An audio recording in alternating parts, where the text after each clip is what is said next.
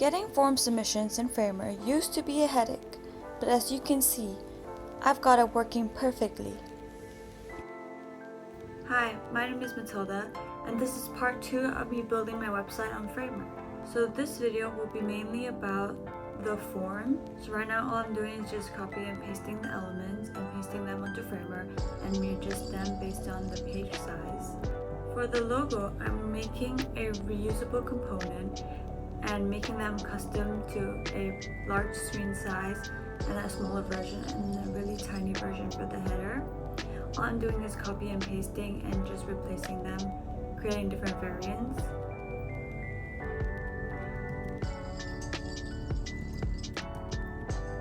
So for the form, I'm just copying and pasting it using the plugin. So when doing so, the input boxes aren't actually an input box. So to help fix that, Framer has custom input boxes. So on the left hand side on top, if you click on the add button, you can search for form, and in the form they have the input boxes which you can copy and paste, and on the side it says input. You can change what kind of text you're trying to get inputted, so you can change email or phone number, and then you can put a placeholder and the name.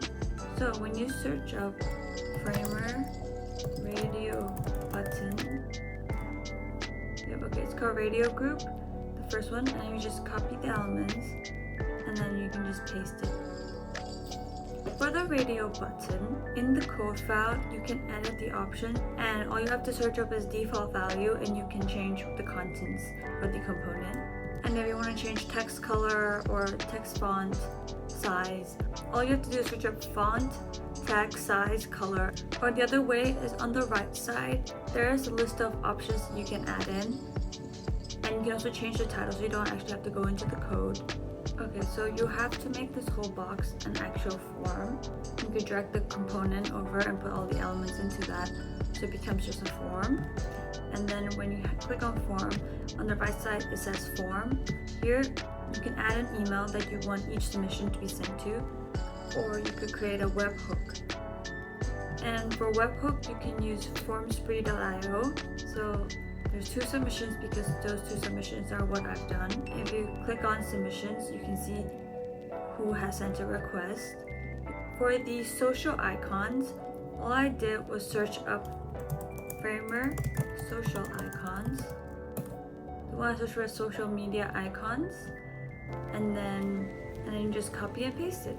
After pasting it, on the right side you can scroll down. At the bottom you can change the background color, the icon colors. You can change what the icon is by clicking on the drop down menu, and then you can add a link to it, so when they click it, it'll be transported there.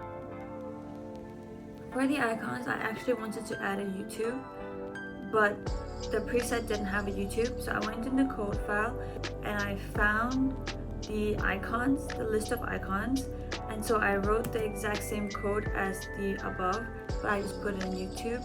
I searched up for the section where they rendered the icons, and I added YouTube to the list, and all I did was search dribble, and then I put it on YouTube and the icon actually worked.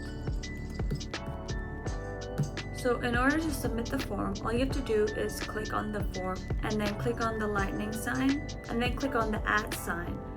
Once you click it, you'll see a bunch of options, and one of them is submit. Then you double click it and you change the design of it.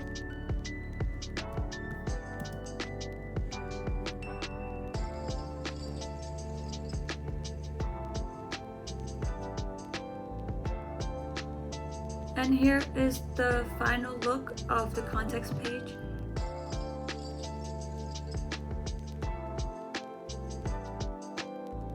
I hope you enjoyed this video and you learned something more about Framer.